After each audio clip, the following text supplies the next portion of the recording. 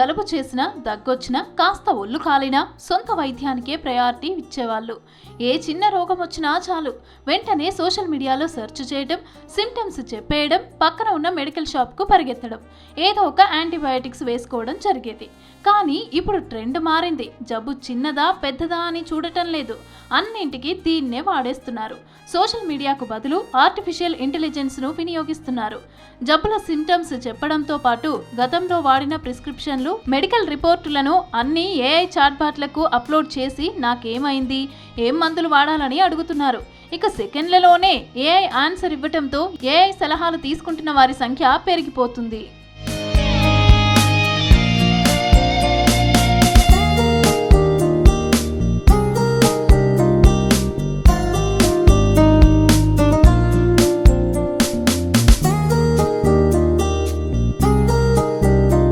Technology పెరిగినా కొద్దీ వైద్య విధానాలు మారిపోతున్నాయి.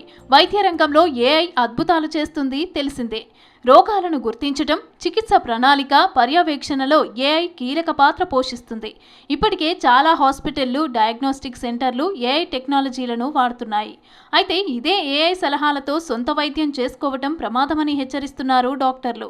ఏఐ టెక్నాలజీ ఎంత అడ్వాన్స్డ్ అయినా అది డాక్టర్లు అందించే క్లినికల్ ట్రీట్మెంట్కు ప్రత్యామ్నాయం కాదంటున్నారు. భావోద్వేగాలను పంచుకోవడానికి తోటి మనిషి అందించే ఆత్మీయ స్పర్శే కీలకమంటున్నారు.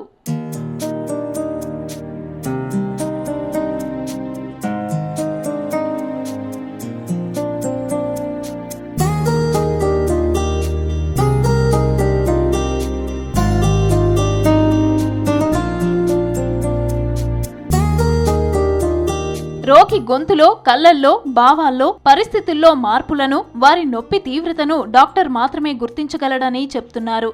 ఏఐ కేవలం ఇన్పుట్గా ఇచ్చిన టెక్స్ట్ ఆధారంగా స్పందిస్తుందని, ఈ సూక్ష్మ అంశాలను ఏఐ గుర్తించలేదని చెప్తున్నారు డాక్టర్లు.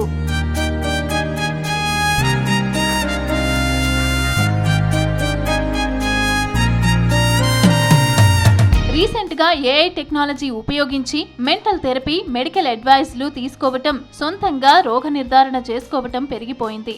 చిన్న సమస్య వచ్చినా ఏఐని అడిగేస్తున్నారు.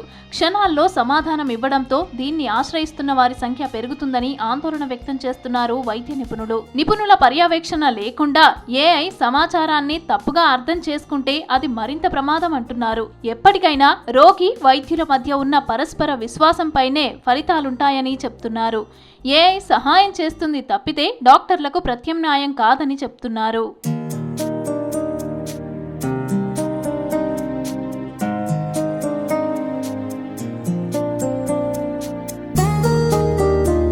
ఇన్ఫర్మేషన్ మనకు ఓదార్పునిచ్చినా అది నిజమైన సానుభూతి కాదు. అది కేవలం ప్రోగ్రామింగ్ చేసిన స్పందనలని, దీన్ని గమనించాలని డాక్టర్లు హెచ్చరిస్తున్నారు. మానసిక ఊరట కోసం ఏఐపై ఆధారపడటం పెరిగితే భవిష్యత్తులో మరిన్ని మానసిక రుగ్మతలు చుట్టుముట్టే అవకాశం ఉందంటున్నారు. ఒక పర్సన్ యొక్క హిస్టరీ మొత్తం తెలుసుకోవాలి, అతని హోల్ బాడీ ఎగ్జామినేషన్ అనేది ఇంపార్టెంట్, మరియు కొన్ని రకాల ఏ ల్యాబ్ టెస్టులు పంపించాలి, దానివల్ల వచ్చే రిజల్ట్స్ని బట్టి ఇప్పుడున్న లక్షణాలని ఎలా ఇంటర్ప్రిట్ చేయాలనేది ఒక హోలిస్టిక్ ప్రాసెస్. కేవలం మనకున్న లక్షణాలని బట్టి ఏఐకి ప్రాంప్ట్స్ ఇచ్చేసి ఏ రోగంతో బాధపడుతున్నాను అని అంటే కరెక్ట్ అయిన డయాగ్నోసిస్ వచ్చే ఛాన్సెస్ చాలా మటుకు తక్కువగా ఉంటాయి. దానివల్ల ఒక్కొక్కసారి పెద్ద రోగాలు కూడా చాలా చిన్న రోగాలుగా భావింపబడి ట్రీట్మెంట్ డిలే అయ్యి ప్రాణానికి కూడా ప్రమాదం అయ్యే ఛాన్సెస్ ఉంటుంది. ఇంతేకాకుండా ల్యాబ్ రిపోర్ట్స్ ఇంటర్ప్రిటేషన్ కూడా పరిస్థితిని బట్టి, సిచ్యువేషన్ బట్టి మారుతూ ఉంటుంది. సో కాబట్టి ఒక డాక్టర్ని కలిసి ఈ రోగ నిర్ధారణ చేసుకోవడం అనేది ఎంతో ఇంపార్టెంట్. డాక్టర్ను కలుసుకునే ముందు ఏఐ యాప్, చాట్బాట్లను వినియోగిస్తున్న వారు చాలా మంది ఉంటున్నారు. ఏఐ కొన్ని అరుదైన, సూక్ష్మమైన రుగ్మతలను గుర్తించలేకపోవటం వల్ల తప్పుడు సమాచారం ఇచ్చే అవకాశం ఉంది. సాధారణ లక్షణాలను ఏఐ ఎక్కువగా అంచనా వేయటం వల్ల అనవసర భయం పెరుగుతుంది. దీంతో ప్రమాదకర వ్యాధి లక్షణాలను ఆపాదించుకొని డాక్టర్లను సంప్రదించే వాళ్ళు పెరిగిపోతున్నారు. కొన్నిసార్లు ప్రమాదకర జబ్బులను ఏఐ తప్పుగా అర్థం చేసుకునే ఛాన్స్ ఉంది. దీంతో వ్యాధి మరింత పెరిగే అవకాశం ఉంటుంది.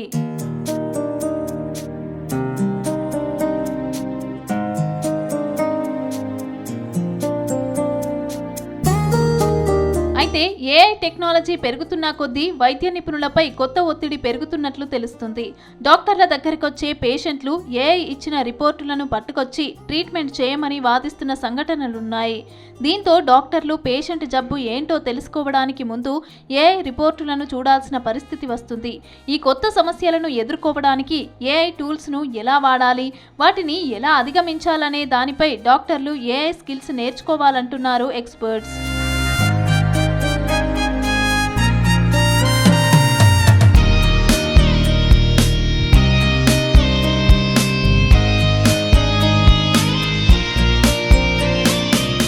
హెల్త్ యాప్లు సేకరించే యూజర్ల డేటా వ్యక్తిగత గోప్యతకు ప్రమాదం అంటున్నారు నిపుణులు. డేటా సైట్లపై శిక్షణ పొందిన అల్గారిథంలు పరిమితంగా ఉండటం కూడా తప్పుడు ఫలితాలు ఇచ్చే అవకాశం ఉంటుంది. తప్పు సలహా ఇచ్చినప్పుడు దాని బాధ్యత ఎవరిది అనే దానిపై క్లారిటీ లేదు. అది యాప్ డెవలపర్దా, ప్లాట్ఫామ్దా లేక యూజర్దా అనేది పెద్ద సమస్యగా ఉంది. ఏఐ సేవలను మార్గనిర్దేశంగా తీసుకోవాలే తప్ప తుది నిర్ణయం తీసుకోవడంలో డాక్టర్లనే సంప్రదించాలంటున్నారు ఎక్స్పర్ట్స్. మానసిక, శారీరక సమస్య ఏదైనా కుటుంబ సభ్యులు, ఫ్రెండ్స్తో చర్చించి హెల్త్ ఎక్స్పర్ట్స్ను కన్సల్ట్ కావాలంటున్నారు. ఒక డాక్టర్ దగ్గరికి వెళ్ళేసి హోలిస్టిక్గా బాడీని ఎగ్జామిన్ చేసేసుకొని అవసరమైన ట్రీట్మెంట్ తీసుకొని సరైన రోగ నిర్ధారణ చేయించేసుకోవడం అనేది ఎంతో ఉత్తమం. కేవలం ఏఐ ప్రాంప్ట్స్ మీద వాడడం వల్ల ఒక్కొక్కసారి ఆరోగ్యానికి చాలా నష్టం జరిగే, ఒక్కొక్కసారి ప్రాణానికి కూడా ప్రమాదం అవ్వచ్చు. సో ఏఐని కేవలం సమాచారం సేకరణకు మాత్రమే ఉపయోగించండి, వ్యాధి నిర్ధారణకి కాదు. ప్రస్తుత కాలంలో యాంటీబయాటిక్స్ మందుల వాడకం కూడా విపరీతంగా పెరిగిపోయింది. చాలా మంది చిన్న చిన్న వాటికే యాంటీబయాటిక్స్ వాడుతున్నారు. కొంతమంది పేరెంట్స్ పిల్లలకు జ్వరం, తలనొప్పి, జలుబు, గొంతు నొప్పి వంటి సమస్యలు వస్తే డాక్టర్లను సంప్రదించకుండా గతంలో సూచించిన యాంటీబయాటిక్స్ టాబ్లెట్లు లేదా సిరప్లను వాడుతున్నారు. ఇలా వైద్యుల సలహా లేకుండా పిల్లలకు యాంటీబయాటిక్స్ వాడటంపై ఆందోళన వ్యక్తం చేస్తున్నారు డాక్టర్లు. వీటి వల్ల మరిన్ని సమస్యలు ఎదురయ్యే అవకాశం ఉందని హెచ్చరిస్తున్నారు.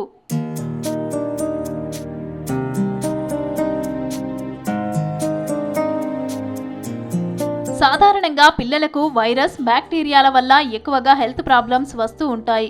ఆ సమస్యలను గుర్తించిన డాక్టర్స్ యాంటీబయాటిక్స్ వాడమని సలహా ఇస్తూ ఉంటారు.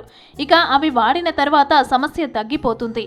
మళ్ళీ ఎప్పుడైనా పిల్లల్లో అలాంటి రోగ లక్షణాలే కనిపిస్తే వైద్యుల సూచన లేకుండానే కొంతమంది యాంటీబయాటిక్స్ వాడుతూ ఉంటారు. ఇలా చేయటం ప్రమాదం అంటున్నారు. పిల్లలకు అనారోగ్య సమస్యలు వచ్చినప్పుడు ప్రతిసారి డాక్టర్లను సంప్రదించడమే బెస్ట్ అంటున్నారు. పిల్లలకు ఇష్టానుసారం యాంటీబయాటిక్స్ వాడటం వల్ల పిల్లల్లో యాంటీ మైక్రోబియల్ రెసిస్టెన్సీ AMR పెరిగిపోతోందని చెప్తున్నారు. దీనివల్ల పిల్లలకు జ్వరం, జలుబు వంటి సమస్యలొస్తే అధిక డోసు యాంటీబయాటిక్స్ వాడాల్సి వస్తోందని ఆందోళన వ్యక్తం చేస్తున్నారు.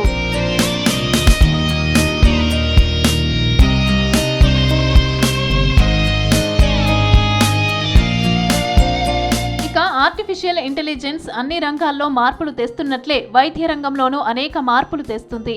రోగ నిర్ధారణ, చికిత్స, కొత్త మందులపై పరిశోధనలు, ఆవిష్కరణలన్నీ ఏఐ టెక్నాలజీతో మారిపోతున్నాయి. అనుభవజ్ఞుడైన రేడియాలజిస్ట్ మమోగ్రామ్ పరీక్ష రిపోర్టును చూసి రొమ్ము క్యాన్సర్ ఉంది లేంది 88% కరెక్ట్గా చెప్తే ఏఐ మాత్రం 94.6% ఖచ్చితమైన సమాధానం ఇస్తుంది. ఆర్టిఫిషియల్ ఇంటెలిజెన్స్ని యూజ్ చేసుకుని చాలామంది ఎక్స్రేలు కానీ, అల్ట్రాసోనోగ్రఫీలు కానీ, ఇంకా డాక్టర్ రాసినటువంటి ప్రిస్క్రిప్షన్ కానీ చాట్ జీపీటీలలో కానీ ఆర్టిఫిషియల్ ఇంటెలిజెన్స్ని కానీ ట్రీట్మెంట్ అడగడం అనేటువంటిది జరుగుతుంది.